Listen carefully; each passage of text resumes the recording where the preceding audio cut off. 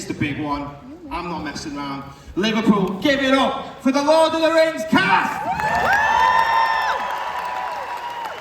Elijah Wood, Sean Astin, Billy Ball, Dominic, and Orlando Bloom!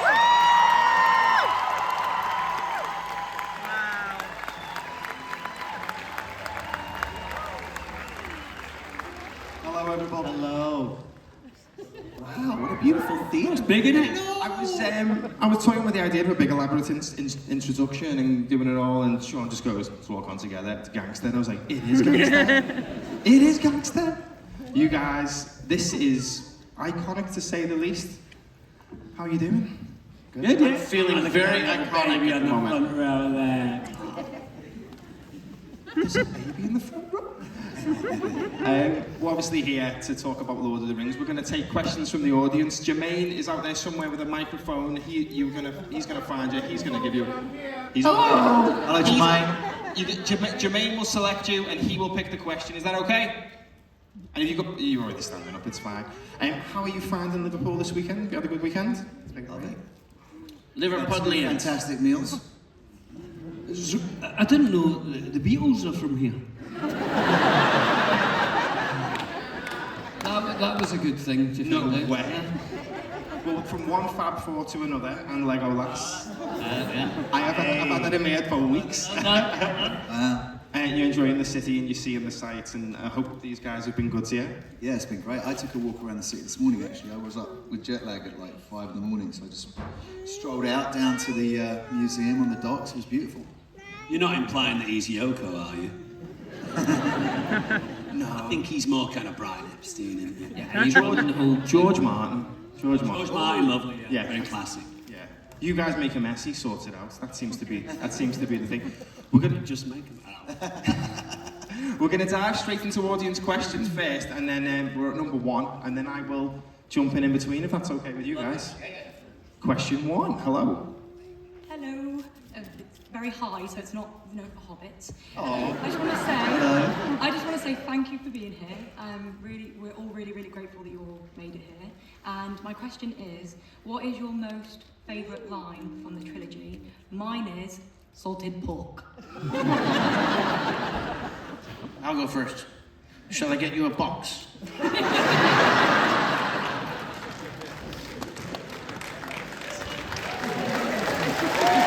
Well done. You bow to no one. Yeah. I like the one that Gandalf does to Frodo about, it is not our job to decide, I can't remember. What to do with it? Were there any lines in that movie? You get the idea. They're taking the Hobbits to Isengard, of course.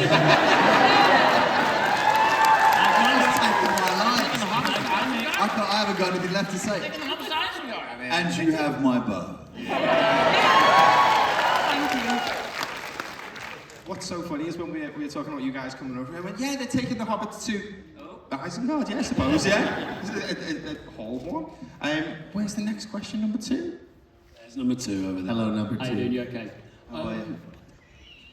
Question is for Elijah. Your last shot in Return of the King is, I forget the line now, not quite there's room for a little more. What's the juxtaposition of your character saying goodbye to Middle-earth against Peter Jackson, who wasn't really ready to let go of Middle-earth? Can you talk about filming that shot? That's so interesting. That's a really good question. So I remember filming that, so that little bit of essentially finishing his part in the book in Bag End. And it was the last shot that I filmed in the entire, because we would go back every film, I'm sure all of you know this, but we would go back every year for additional filming for each film and do pickups, and so that was the last bit I ever shot. It was really emotional because it was so symbolic of the end of Frodo's journey and handing that over to Sam. The legacy of it, essentially it's your adventure to take now, it's your story to write. all of the weight of that, you know, and it was deeply emotional. Peter, Fran, and Philippa were sat behind the monitor, all of them crying. You know, it's certainly informed on the sort of performance for me, the underlying. I mean, obviously it's an emotional moment for Frodo, but in a different way, not in a sort of overt way. So yeah, it was heavy.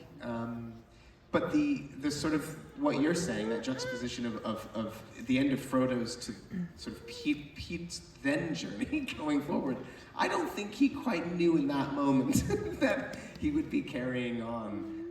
Certainly not to Middle-earth again and to taking on the Hobbit, because that we asked him while we were shooting Rings whether he wanted to make the Hobbit, and he wanted nothing to do with it. He wasn't interested in the Hobbit, and that kind of came later.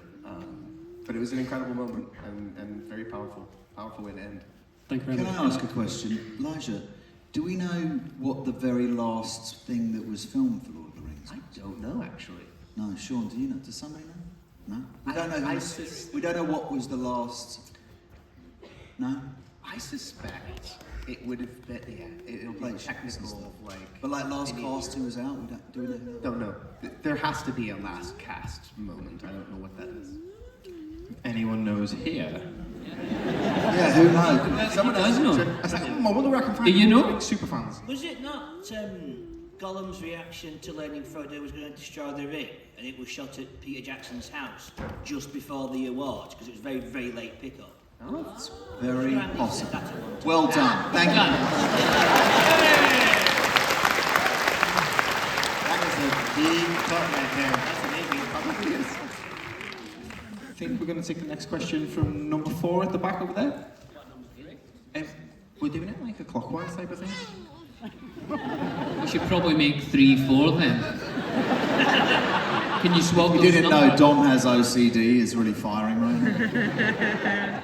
You can't go 2, 4, 3. Hi.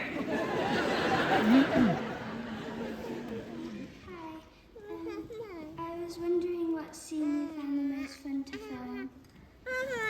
Most fun to film. Is that right? There was a scene that really made me laugh a lot, and it was because of something that Orlando said. There's a scene where Legolas tells Merry and Pippin about lembas bread.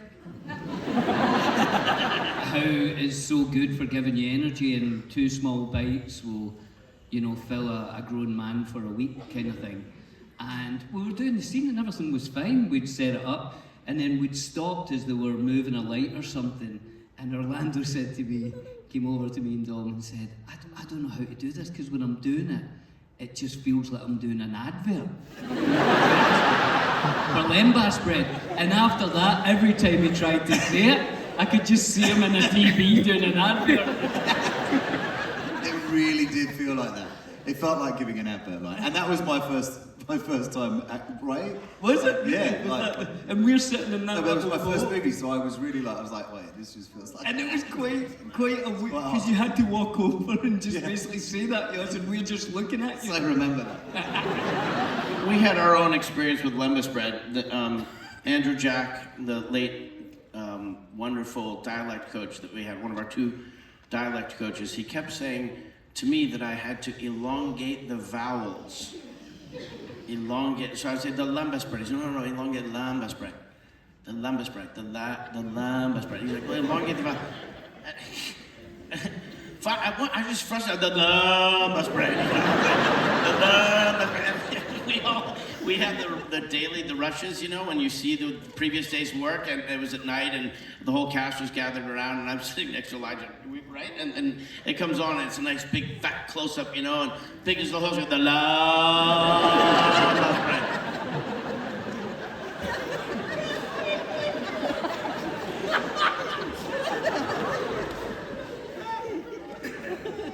Is that I get stuck, you know, potato, you know what I mean?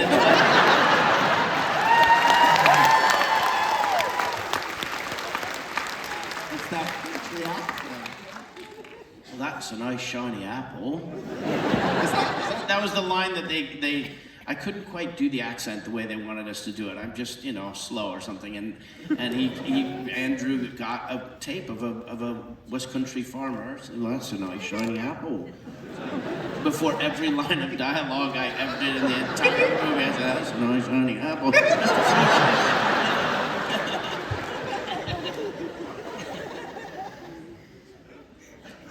We've got another question. I do apologise, we're going to number 3. Whoever's at number 3, can they have a question for Dom? Just to... Yeah, it's my daughter's 8th birthday today, Harper. She's sitting 2 seats from the back. She's been lucky enough to meet you all. And yeah, she didn't want to party with her friends. She wanted the Lord of the Rings weekend. Good taste. So I was just wondering if you could all give her a happy birthday song. Is it Harper, you said? Yeah. Ah, you ready, guys? 3, 2, 1. Happy birthday to you. Happy birthday to you. Happy birthday, dear Harper. Happy birthday to you.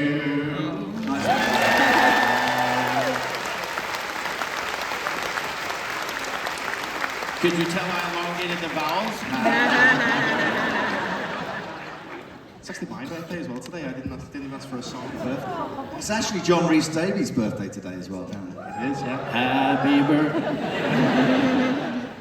All the best people. Number 1, hello. Hi guys, thank you so much for coming. It's been wonderful to meet all of you this weekend. Elijah, sorry I went silent on you. Nerves, horrible things.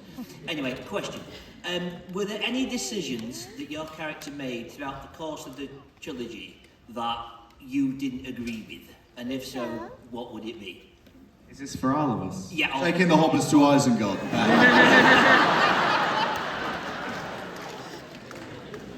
Well, I've got one that it's like slightly to your point, but just a little adapted, which always slightly frustrated me. In the books, when Gandalf is struggling to get to open the doors to Moria, it's Merry that solves the riddle for him. and I was on set, a 24-year-old young man, and Pete and Fran are very smart, very shrewd people.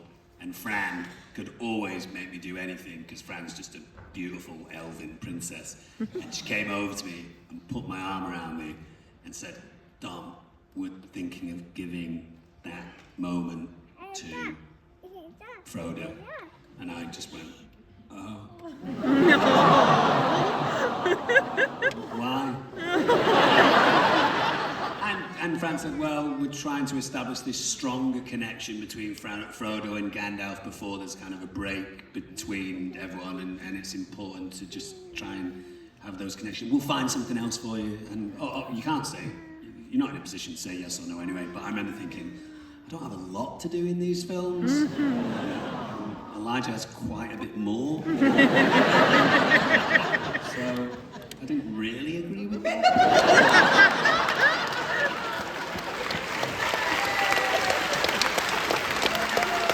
I've got one. So, you know that there were many units. First unit, second unit, A unit, B unit, a helicopter unit, the insert unit, scale double unit. So sometimes Fran and Philippa would direct stuff.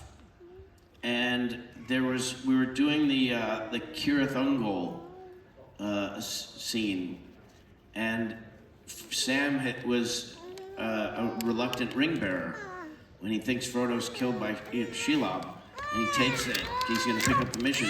And then when he realizes he's not dead, he goes swashbuckling all the way up and kills Shagrat or Shag or whatever. And then Frodo wakes up and is like, give me the effing ring now, And I'm like, okay, well, they wanted me to have a moment where I didn't want to give it to him because maybe I wanted it for myself, and I was like, I don't want to do that. Sam wouldn't know, and Sam's like, so your job as an actor is to do what they tell you to do, but you try and reconcile it with what you want to do. So if you look at that scene, I was having a bad wig day. my wig is like kind of stuck up in the back. It looks really stupid, and I do this thing where, I pull it away for just a second, and what I was thinking to myself in that moment is, oh, I don't want to give it to him because it's going to hurt him, and if it plays to them like maybe Sam's hesitating for himself, then I fooled them.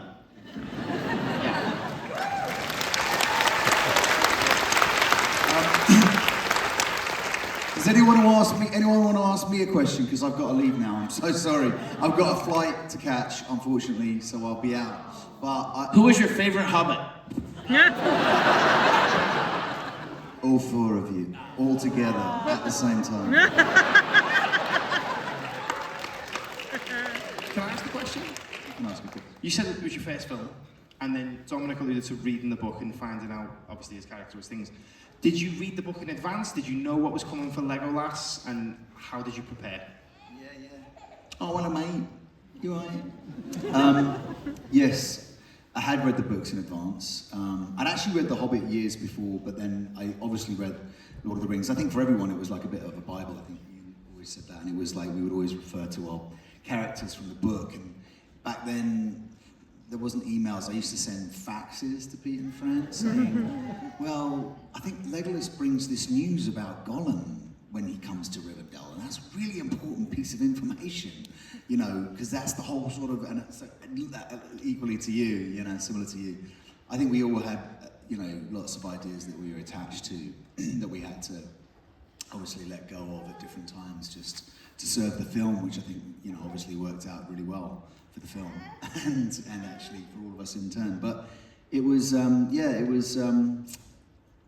there was just, I think you couldn't not have the books sort of inscribed in you, and I think there was a huge sense of responsibility that we all felt to bring these characters alive, and it was certainly as my first role, it was like, wow, this has felt like a lot of responsibility, but also, we were super supported by the production, by Pete and Fran and everyone, lots of movement training, lots of dialect. I mean, I think I was the first to get there, actually. I was like there, and then you guys came in, right? And I was like there for 3 months, and I was like, just kind of being taken to horse riding classes, and I was like, this is amazing. And archery and stuff like that. But then you guys came in. We flew together, that's a lie, we flew together. Yeah, in a plane. We flew together. We flew together, we saw each other in the airport, and it was really funny because it was his birthday, and we had a glass of champagne that was free, I think, right? Something like that. We were flying business, maybe? Were we? Yeah. Possibly. And yeah, but it was so funny. What was the first thing you said to me? I think you came over and said, you look like an elf. Yeah, I did. Which is really weird because you wouldn't have known what I looked like, right? No, I didn't. No. They just said you're flying with someone, Orlando Bloom, and he's playing the elf, Legolas. And I was going down to get some money changed into New Zealand money, in the little hut that they have in an airport. And I saw this guy, and I was like, he kind of looks like an elf. And I thought, I'm going to ask him. I said, you're not Orlando Bloom. Yeah. And then it was your birthday, and we had a nice And then we learnt the poem, if you remember, on the flight, because obviously it's like 30 hours to get there. And we tested each other on one ring to rule them all. Yeah. Because we both had the book, obviously, and I was like, okay, go. Oh man, I have to say that was so magical, wasn't it? Arriving in that country. Oh my God. Do you remember when we arrived as well? They gave us the script in a leather bound with your name on it. It felt like so special, didn't it? Yeah, there was so much. That was very magical about the whole period. Anyway, I just want to say thank you all very much for having me. I haven't done many Comic-Cons, but you've been amazing. It's been so nice to say hello and hi and take photos and sign things, and I hope you've all had a great one, and I'm sorry I have to dash off. And as for you lot, on your bike.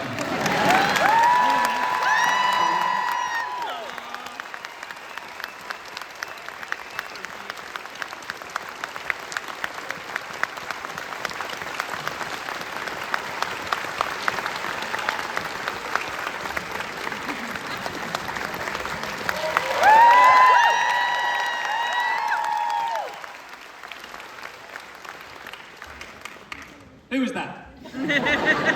He was lovely, wasn't he? Who was that? He smelled lovely, didn't he? Is he one of your friends? I feel like this is where the trouble's going to start now. George Martin's exited the picture. It's just the Fab Four. Feels like the teacher's left, doesn't it? I feel like there's mischief in the air. You alluded to going to New Zealand together on the plane and meeting there. You guys, I mean, you're a brotherhood. You are family. It's been 25 years this year since you started filming. Yeah. You were in New Zealand for about 2 years? 16 to 18 months of principal photography. Yeah. And somehow you're still all really good friends. Yeah. Which is fantastic. I mean, we're family. you know, Is it more than that? Yeah. It transcends friendship. I think one of y'all said it. It's unconditional. It's like we've seen each other through so many different phases of each other's lives in 25 years. You know.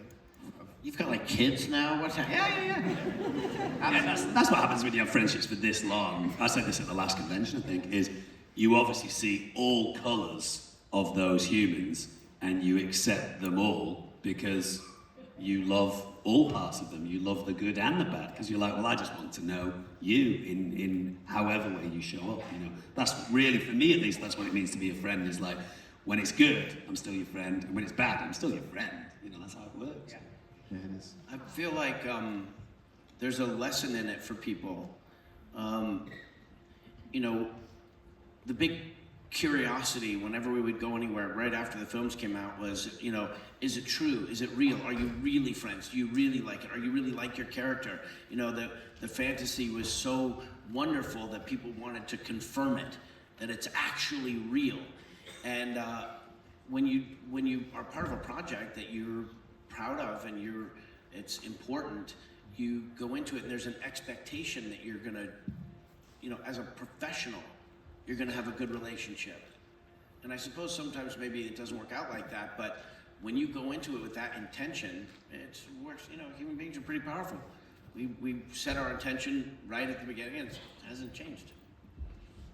And did you spend a lot of time together before the shoot, like rehearsing? Like Orlando would have gone to horse riding school. You guys would have learned to smoke pipe weed. I don't know. So a lot of those movies, you're just smoking and eating. Yeah. Like some of my friends are like that, but you know.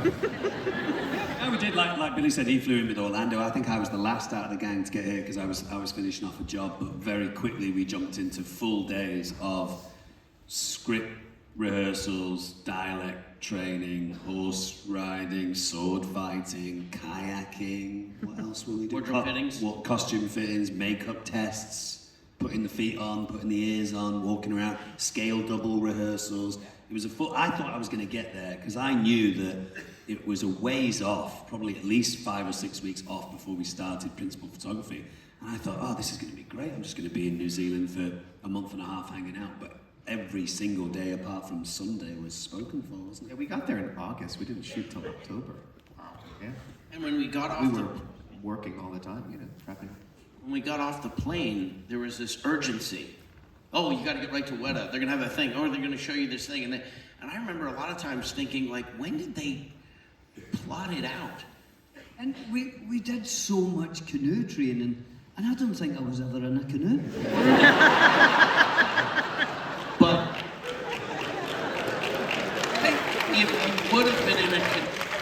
if you would have been in a canoe, you were ready.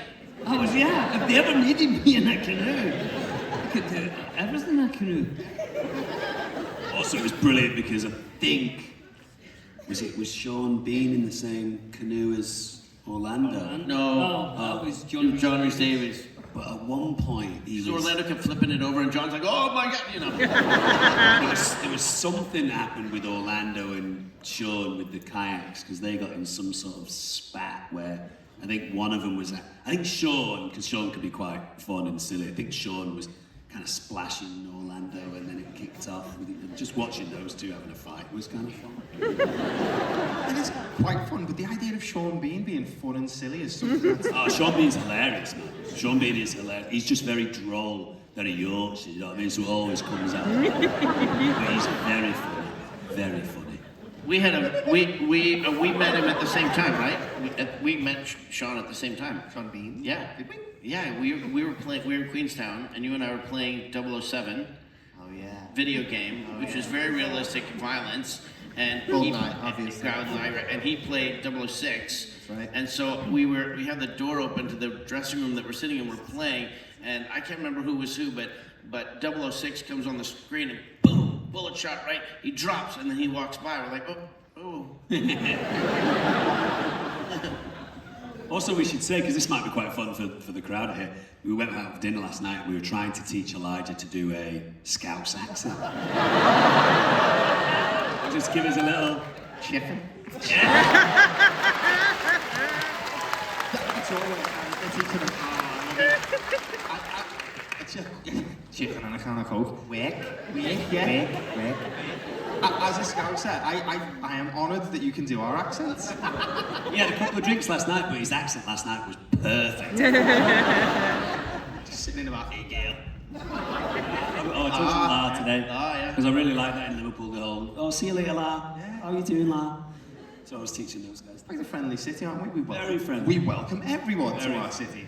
Yeah. Oh, gosh. Number 2, Gail, you got any chicken? No? What question have we got? I'm really sorry, I'm effing nervous, sorry. My name is Evie, I'm from the Netherlands, and my question is, what is the weirdest or funniest thing ever happened to you, like on a premiere or like with fans, kind of things? It's not so weird, but kind of extraordinary that that's not really what you're asking, so... That's weird. Yeah. But the Subjective.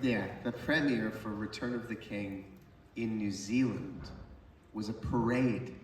And I have never in my fucking life experienced a citywide parade for the film, where it was like the event of the city, and people were on top of buildings and out of windows, getting a view of this parade, and we came down Courtney Place in vintage cars, and it was. But some of the stats, I think it was something like 10% of the country were there. Premiere, which is Not including sheep. Yeah. The sheep had a day off. we went to Japan, which is an amazing country, beautiful, beautiful people. But sometimes when you do these TV shows, like if you're doing the One Show or something like that, they might ask you to do a couple of little throws to what's going on. So they might say, hey, could you just say, hey, I'm doing the One Show later on, tune in, or I'm here with Billy Boyd, we're doing the One Show, we look forward to seeing you. And the 3 of us, if not the 4 of us, did a show called Pooh in Japan. Do you remember? And we had to do all these throws of like, hi, I'm Elijah Wood, and you're on Pooh. That was it. And we're all jet. That was it. I'm remembering now. Japan Japan is amazing. The TV shows were a gas. Oh my god, it's so funny. They're deadly. You know when what's going to happen. They oh, and the guy next to you just got an arrow in the chest. Okay, now I hope the light doesn't come on me now. When in the Wellington thing, they had a huge airplane painted with all of us on the side of the airplane, and it did a flyover of where we were filming. And have you ever watched the when the American president is elected and the motorcade is coming down from where they take the oath of office, and then the president always makes a spontaneous stop of the vehicles and gets out to show they're a man of the people, and they walk through. That's what we did, and there was more red carpet. It was like half a mile of red carpet to walk on. You're like, you were walking forever, right? Yeah, that's gotta be up there on the strange meter. That's the biggest one, yeah. So when you did the press tour, obviously you guys would have been everywhere, all over the world, and you would have done that together as well. I spoke to Brad Dourif last year. He said he was partnered up with Christopher Lee, and they did their press events together. Were you guys together? But I also There's a famous. In interviews, did we get paired? Sometimes We got paired. Yeah. Yeah. We would get paired. Yeah, it was one time I was with Christopher Lee, and I've no idea why. That's sort of is where I'm leading. The question is because Christopher Lee was like allegedly the inspiration for James Bond. He was in World War. He killed dudes. And I was going to say, have you got stories about Christopher Lee and what were like working with him? Because Brad Dourif said he greeted every different nationality in their language. Yes. Yes, he spoke multiple languages. That's right. Elijah and I watched him. We were on set one time, and Elijah and I watched him. He took a big pen, you know, like a biro, and he threw it at a tree, and it stuck in the tree like a knife.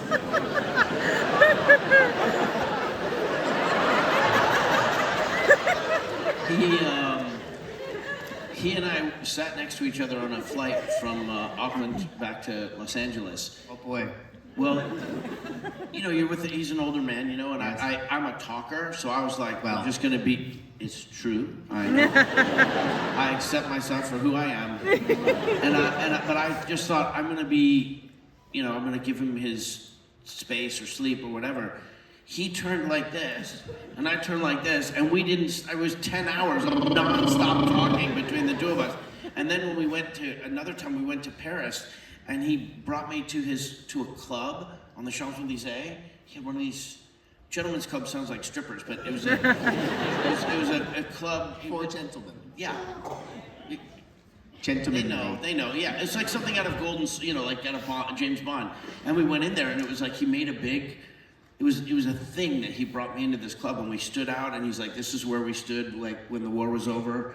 You know, like, yeah, it was pretty, you know, when the parade happens, when they, so it was. In Paris as well, I think it was like Dior or something, there was a store, or like an expensive, fashionable store, and his wife had went into the store, and there was one wall was like wallpaper of an old picture, black and white photograph of a model, you know, beautiful young woman. And she says, do you know who that is? And they said, no, we've looked for years and we don't know who it is. And she says, it's me. And it was Christopher Lee. It was Peter. Wow. Isn't that brilliant? He also smoked cigars. And he invited me at one point, like, to, you know, like a mentor. Yeah, come have a cigar. And the two of us sat on Stone Street and smoked a cigar together. It was freaking rad. Yeah, he was amazing. He was lovely. You got to obviously work with some incredible actors, and obviously he was one of them. Your story about the pen, I had the same thing, but he threw a nail into a dartboard and got a bullseye from across the room. Yeah, like that dude was. He would have done poorly at an autograph signing show. I'll tell you that right now. He can do a lot. Albums like they did heavy metal albums as well. Yeah. And I don't know if you guys have seen in the DVD extras his farewell speech where he's almost in tears and he's saying to all of us, we were all there, like, and obviously he's addressing Pete more than anyone else, but he's saying like, in my entire career I've never done anything this great, and you guys have done something extraordinary, and I'll always remember this. And he was very moved by it, and that's Christopher Lee. I mean, what? Don't judge me. But on my TikTok, I just watched that. Oh, did you? Yeah, I know that my TikTok's been hijacked by Lord of the Rings behind the scenes stuff, and I'm seeing things I never saw before. The algorithm has learned that I'm really interested in myself. Just need to learn more Mine is about just your- dances. I learn all those dances, TikTok dances. I love it. Oh yeah, Billy was trying to teach us a Korean dance, but we never got round to it today. I'm not going to ask you to. I might ask you. Oh, you want to do it? No, okay. No, we're going to go take a question from number 4. Sorry. Hi, my name's Danny. I'm going to apologise to Elijah in advance for this question. So I'm doing this on behalf of a friend. And the question is, when... You don't have to. To be fair, I actually think it's quite a funny question. All right. It doesn't help that I'm a chef, so I've added to it. So, just again. When orcs say meat is back on the menu, does that imply that they know of the existence of restaurants in Mordor? And if so, how do they eat said meat? Do they marinate it, or do they like to just barbecue it? I know. Apologies. This is the thing that happens in modern writing for old times. It happens a lot. in Star Wars, the Last Jedi, there's a whole like when he's talking to General Hux, and he's like, hold for General Hux, like it's a fucking telephone call. Sorry, like let me patch you in. What are you fucking talking about? It's not a phone. So the same thing, like meat's back on the menu. What menu are they talking about? It's definitely it's that thing where you just take liberty because it's a fun joke, you know. It's a good bit of writing. What doesn't and help it is he gets attention, cosplays but- as Luke Skywalker, so that's just made it even funnier. What's that? He cosplays as Luke Skywalker, so you just made that even Oh, well, funnier. perfect. I tied it all together.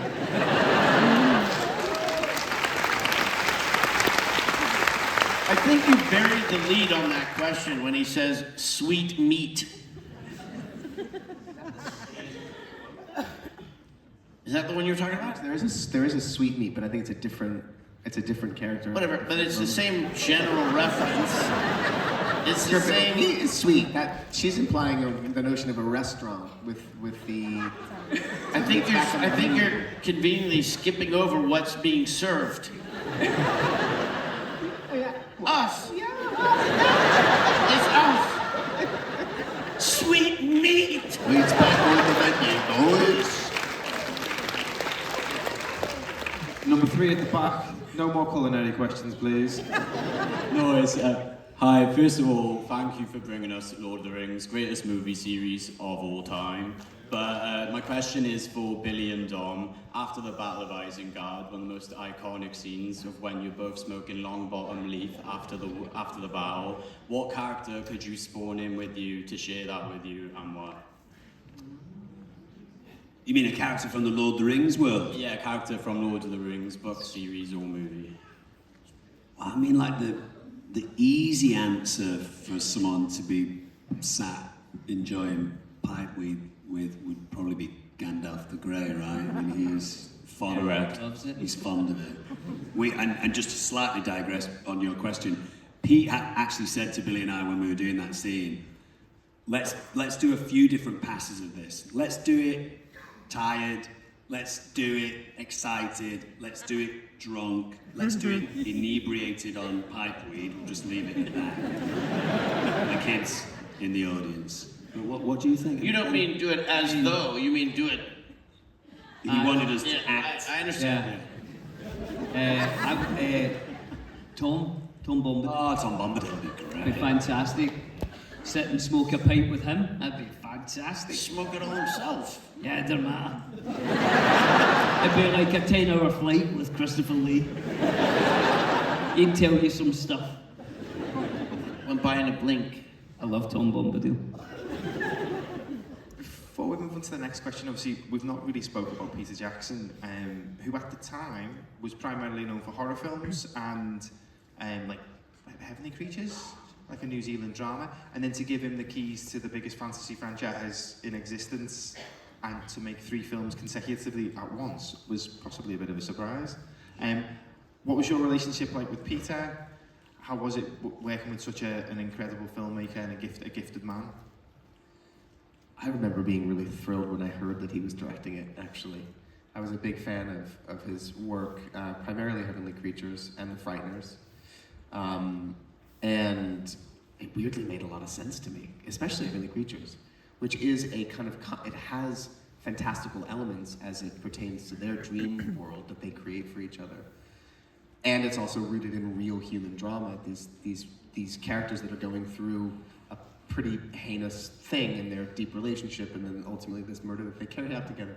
I love that film so much. So I was just, I was thrilled to work with him and to go down to New Zealand, and I'd heard tell of the sort of world that he'd created down there with Weta and the effects company and the kind of things that they were creating, and it sounded thrilling and exciting, you know. So my father, John Astin, the original Gomez Adams in the Adams family, he played a character called the Judge in Frighteners. And he had his jawbone sticking out, and you know he'd been dead for a long time, and he had a bloodhound that had been dead for a long time. And he came to my wife and I had a little house, 2-bedroom house in the valley in Los Angeles, Sherman Oaks, and he and my stepmom came over with pictures of his experience with Weta.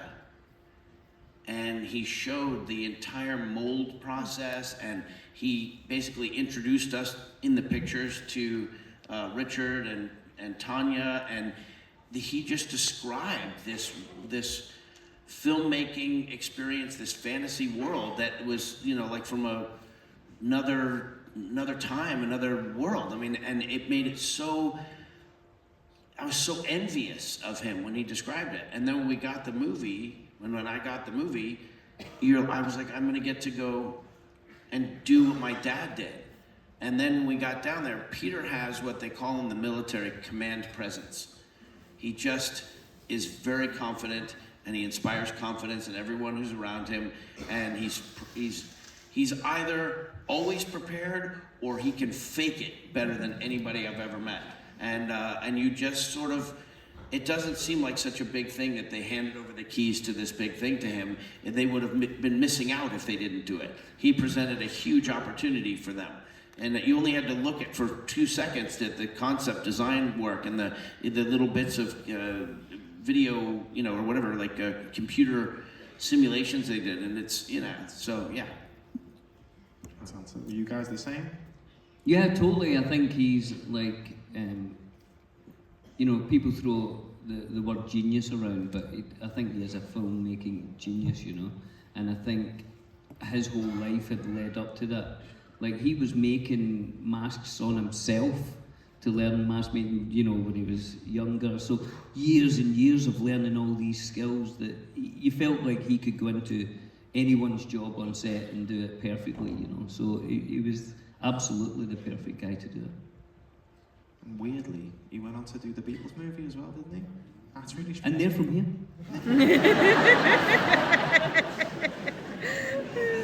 We have got 3 minutes and 40 seconds left. I have been talking your ear off for nearly 45 minutes, guys. I appreciate your time, and I know they appreciate your time. We've got time for one last question, and I'm going to let you pick it. Oh, really? What number? Pick, yeah, go. Where were we last? So, sorry. 3 was the last one. We were at 3 last. I'm getting a lot of people saying that the number one should go, so we'll give it to the number 1. Sorry, 2, 4, 3. Hi, thank you for that. So you were mentioning TikTok before, and this is just a funny question to kind of end the afternoon. I don't know if you remember, Dom and Elijah, you did an interview about 20 years ago. Never forget. I think I remember. And I kind of just wanted to ask if there are any updates to the following questions. Do you wear wigs? Have you worn wigs? Or will you wear wigs? And when will you wear wigs? I do. I have. I certainly will again. And as to when or where? It was when, I think. When? Yeah. When will I wear wigs? There's actually a movie called The Toxic Avenger that's a remake of a trauma film. It'll come out sometime later this year, hopefully. I wear a wig in that. You know what's funny about that thing, though?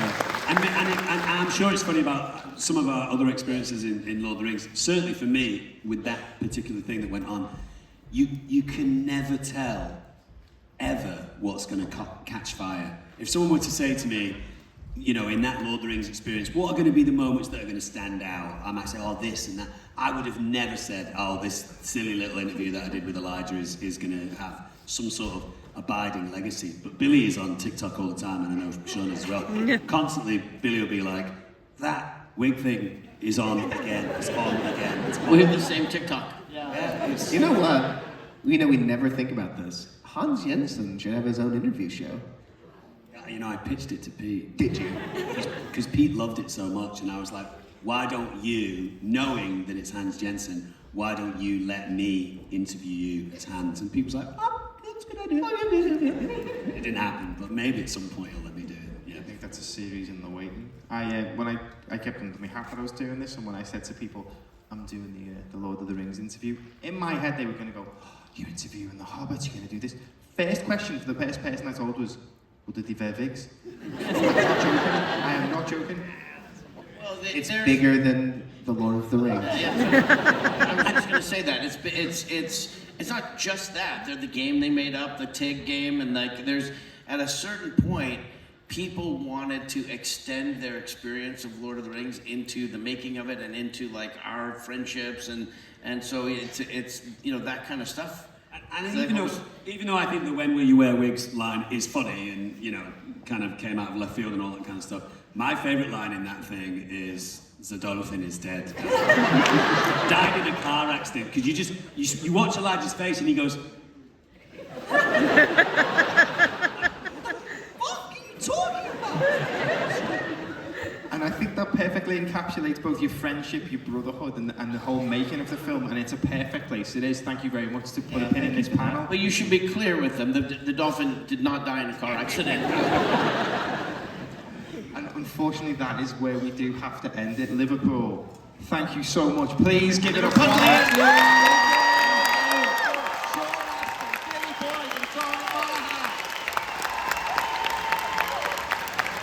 Thank you.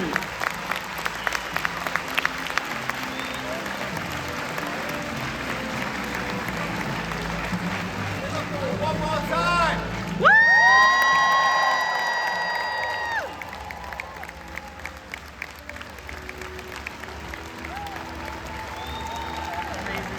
You were very good at that picture. I just want to say thank you.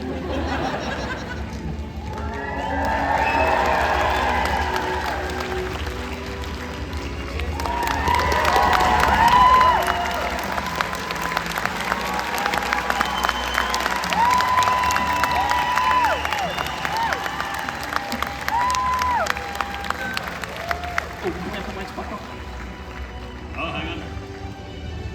What's that?